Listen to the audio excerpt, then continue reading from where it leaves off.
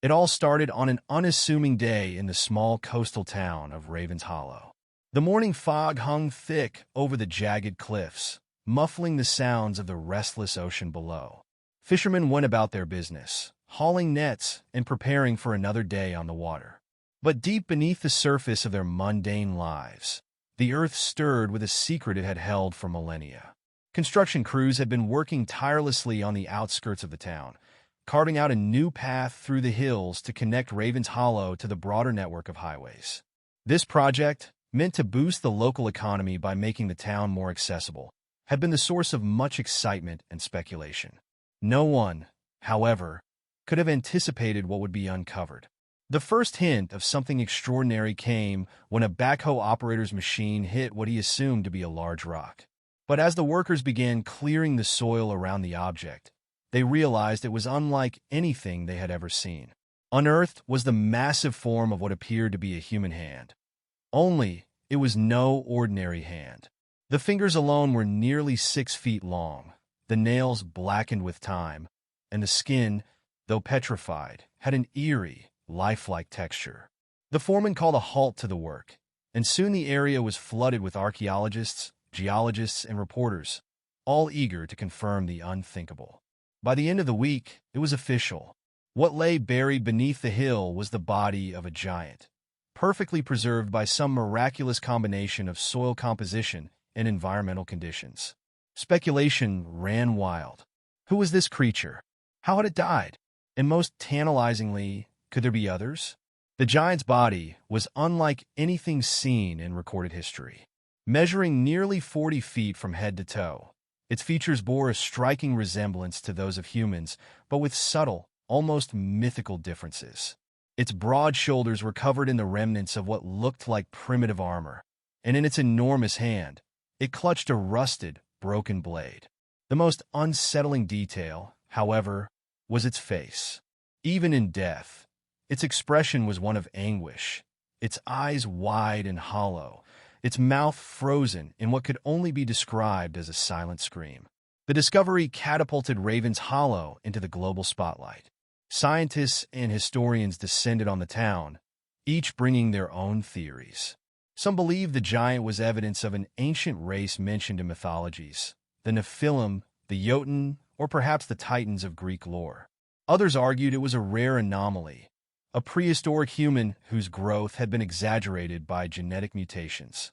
Still, others whispered of a darker possibility, that the giant's presence was tied to forgotten rituals and ancient curses. As debates raged in academic circles, the townsfolk of Ravens Hollow saw an opportunity. What had once been a quiet, struggling community now became a hub of activity. A makeshift visitor center was erected near the excavation site, and tours were organized to allow curious onlookers a chance to witness the phenomenon up close. Vendors set up stalls selling everything from giant's toe keychains to bottles of Titan's Tears, a dubious concoction of blue-tinted sugar water. The site became a macabre tourist attraction almost overnight. People traveled from across the globe, braving long lines and steep ticket prices for a glimpse at the giant's body. Families posed for photos beside its gargantuan hand, while children clambered over the ropes for a closer look, their parents snapping pictures before the guards could intervene. At night, the site was illuminated by floodlights, casting the giant's form in an eerie glow that only seemed to amplify its otherworldly aura. But not everyone was pleased. Some of the older residents of Ravens Hollow, those who still believed in the old stories passed down through generations, warned against disturbing the giant's resting place. They spoke in hushed tones of strange dreams and whispered omens.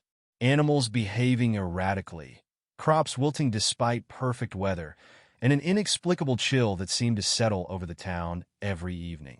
Most dismissed these tales as the superstitions of an aging populace clinging to a dying way of life.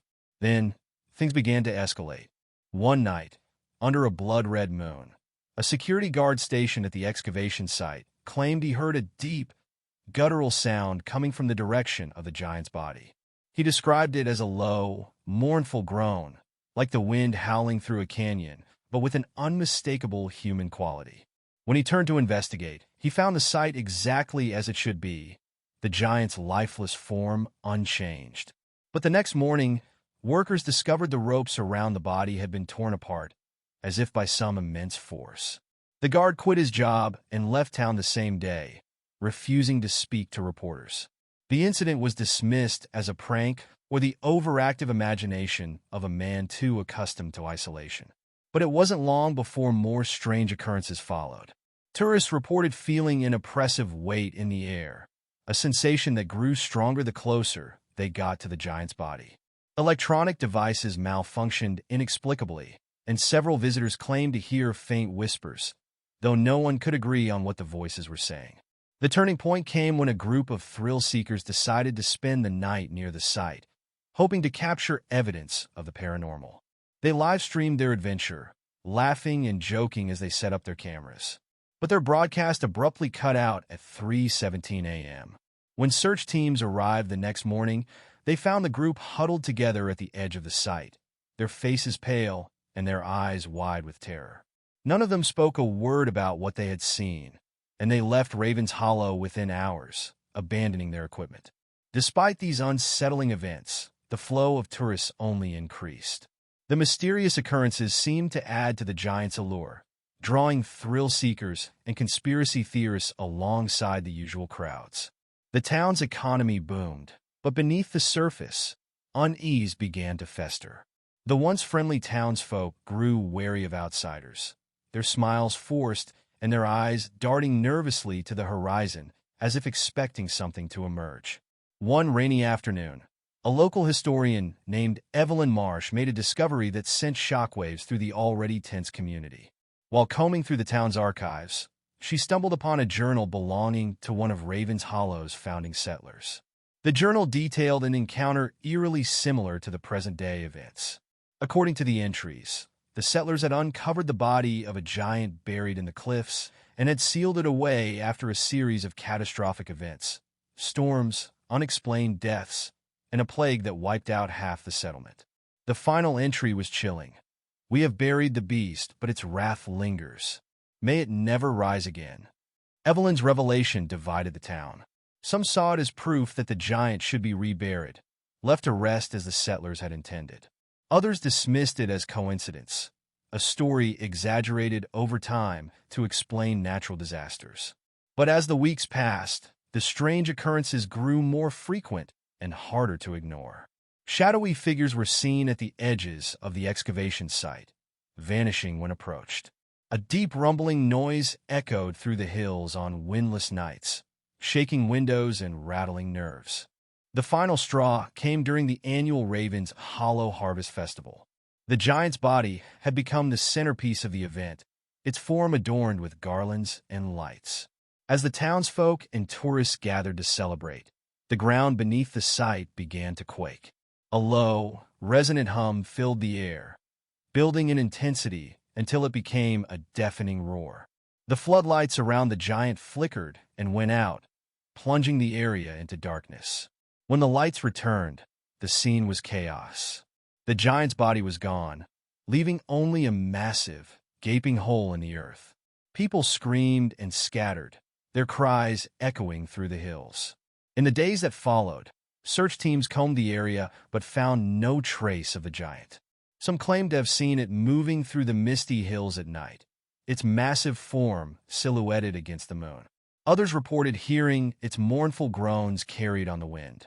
Raven's Hollow fell silent once more, the tourists and media vans vanishing as quickly as they had arrived. The town's newfound prosperity crumbled, leaving behind only fear and unanswered questions. To this day, the giant's fate remains a mystery.